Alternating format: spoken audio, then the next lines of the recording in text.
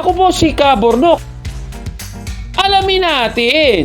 Kaya bago muna natin simulan ang ating episode ngayon, iniimbitahan kita na isubscribe itong ating bagong YouTube channel, Factbusters PH, dahil yung lumang channel natin ay nahack po mga kapatid. Kawawa naman tayo, no? Pero pati rin sana ang isa pa nating YouTube channel, Takasuri PH. Paki-subscribe din yan mga kababayan. Ako naman, sige.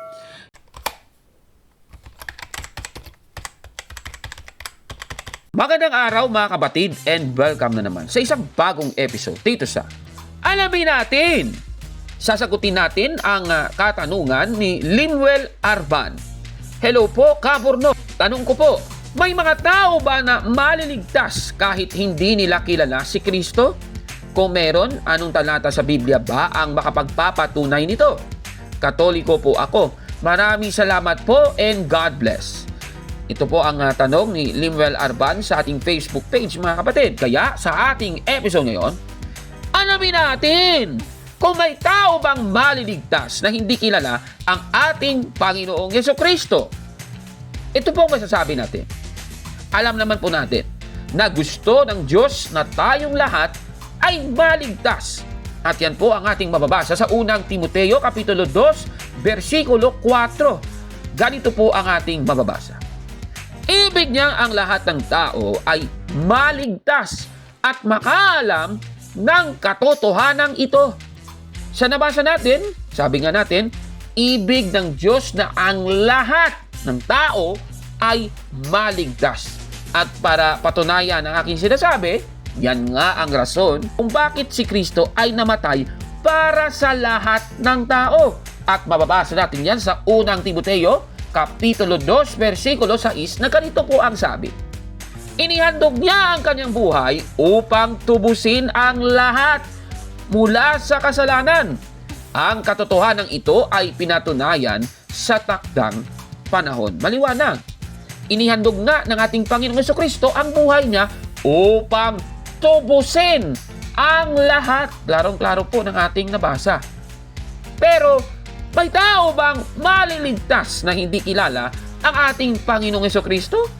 Ang sagot po ay bababasa natin sa Roma, Kapitulo 2, versikulo 6 hanggang 8. Ganito po ang mababasa natin. Sapagkat igagawad niya sa lahat ng tao ang naaayon sa kanilang mga ginawa. Buhay na walang hanggan ang ibibigay niya sa mga taong nagpapatuloy sa paggawa ng mabuti at naghahangad ng karangalan, kadakilaan at kawalang kamatayan. Ngunit matinding galit at puot ang sasapitin ng mga taong makasarili at ayaw sumunod sa katotohanan, kundi sumusunod sa kasamaan. Dito po sa nabasa natin, makakamit pala ang buhay na walang hanggan doon sa mga tao na nagpapatuloy sa paggawa ng mabuti. Mga kababayan, ibig sabihin, ang basehan ng kaligtasan ay ang ating mga gawa, mga kababayan. Ibig sabihin, mga kapatid, kahit pala hindi nakakilala kay Kristo pero gumagawa ng mabuti, may pag-asa silang maligtas, mga kababayan, at ililigtas sila ng ating Panginoon. Katunayan, babasahin naman natin ang Roma, Kapitulo 2, versikulo 14 hanggang 15. Ganito po ang ating mababasa.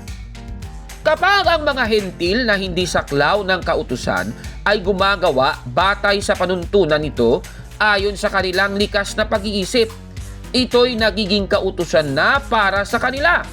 Ipinapakita ng kanilang mga gawa na nakasulat sa kanilang puso ang panuntunan ng kautusan. Pinapatunayan din ito ng kanilang budhi, sapagkat kung minsan sila'y sinusumbatan nito at kung minsan naman sila'y ipinagtatanggol nito sa kanilang isipan. Dito po sa ating nabasa, kung meron kang magandang budhi, yan po ang nagiging kautusan para sa mga tao na hindi po nakakilala sa ating Panginoong Jesucristo. Yung mga hentil, hindi naman po yun mga Kristiyano. Yung mga Hudyo, hindi naman yun mga Kristiyano. Pero kung yung lahi mo ay Hudyo at hentil, at nakilala mo si Kristo, syempre, magiging Kristiyano ka. Yun po yun, mga kapatid. At sa ating nabasa, ang mga hentil na hindi nakakilala kay Kristo, kung gagawa sila batay sa panuntunan ng kautusan ayon sa kanilang likas na pag-iisip, ito po ay naging kautusan para sa kanila at ito po ay nakasulat sa kanilang puso. So maliwanag po, posible pala yun.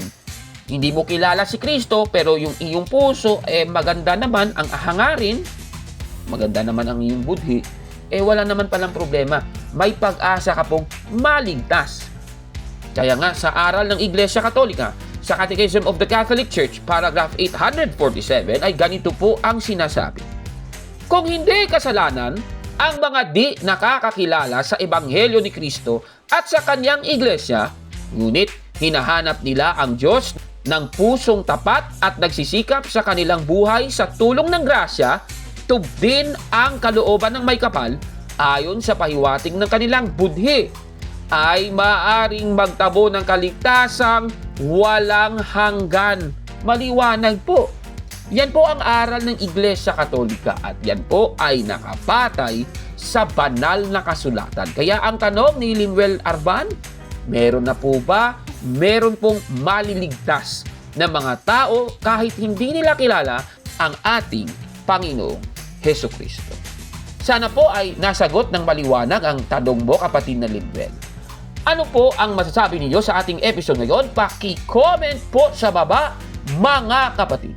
At kung like mo ang video na ito, paki-smash ng like button at mag-subscribe na sa ating YouTube channel, Factbusters PH. Hanggang sa susunod naman na pagsagot sa katanungan, ako po si Kaburno at ito ang inyong Alamin Natin!